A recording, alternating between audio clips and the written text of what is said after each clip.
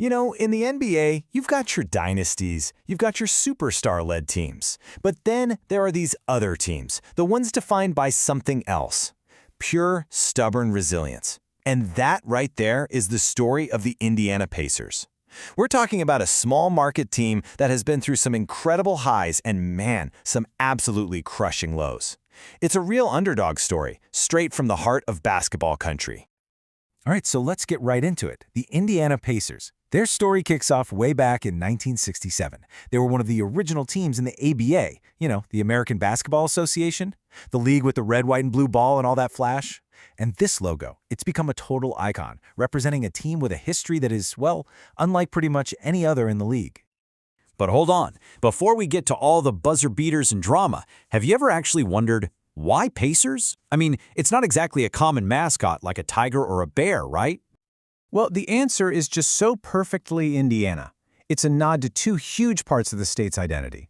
First, you've got the pace cars from the legendary Indianapolis 500, and second, there's the state's deep roots in the harness racing industry. So yeah, this is a team name that is 100% pure, homegrown Indiana. So the Pacers' early history, it's really a tale of two completely different leagues.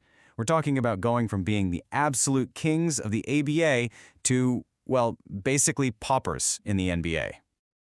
Just look at this number, 3. That's not just a number, that's how many championships the Pacers won in the ABA. Think about that for a second. The ABA was only around for 9 years, and these guys were its most dominant team. A legit dynasty, winning 3 titles in just 4 years. It was unbelievable. And you don't build a dynasty like that without some serious talent. They were powered by superstars like George McGinnis. I mean, this guy was an absolute monster on the court. He helped make the Pacers the team to beat. They were just dominant. They made it to the ABA Finals 5 times in 9 years. That's insane. But then, 1976 happened. The ABA merged with the NBA, and for the Pacers, the change was just brutal. Look at this comparison. On one side, you have all that ABA glory. On the other, the cold, hard reality of the NBA. They got hit with a massive $3.2 million entry fee, and they were blocked from getting any TV money for 4 whole years. The result? They went from a powerhouse to a punchline.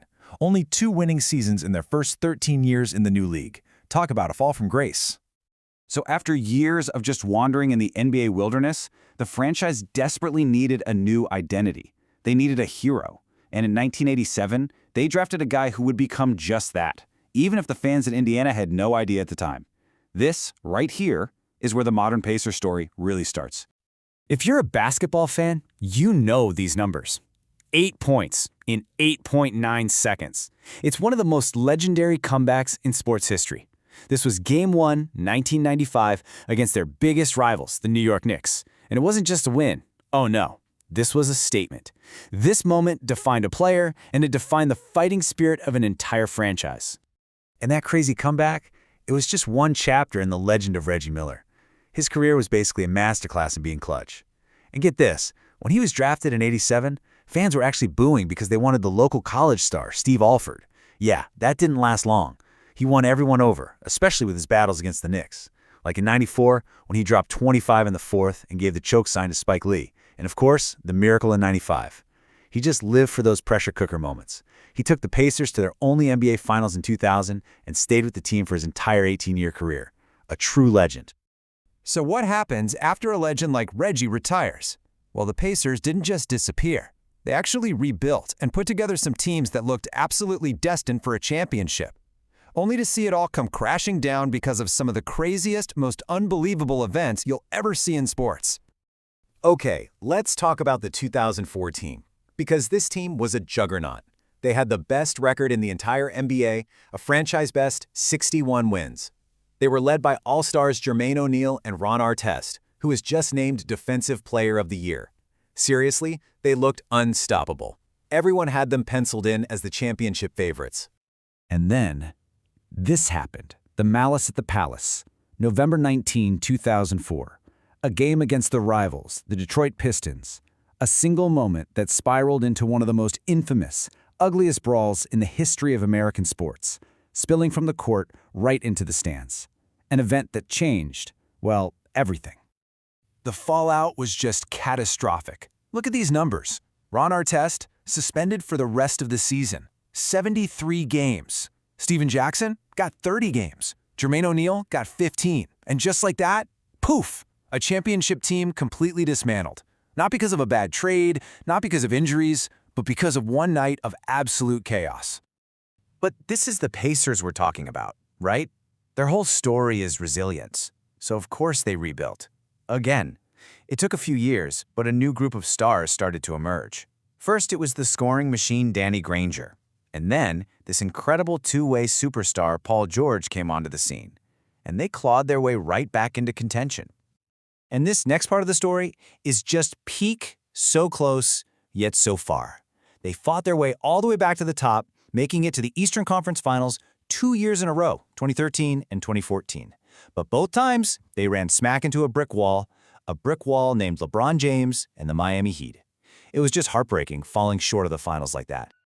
So after another huge setback, you'd think maybe they'd just tear it all down, right? Nope. This is where the Pacers front office really showed their genius. They perfected the art of the strategic rebuild.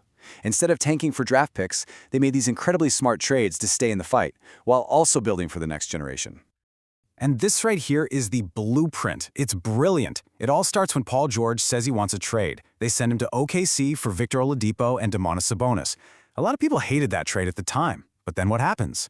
Oladipo just explodes, wins Most Improved Player, and becomes an all-star. Then Sabonis turns into a two-time all-star himself.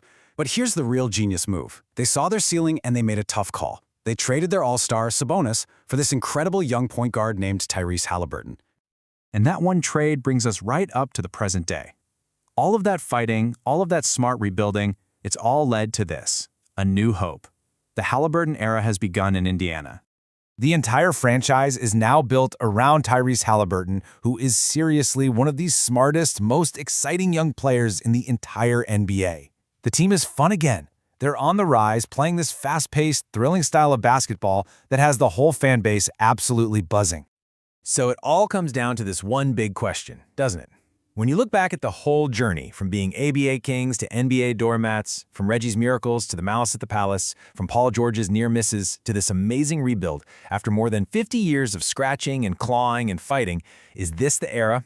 Is this the team that finally brings an NBA championship home to Indiana?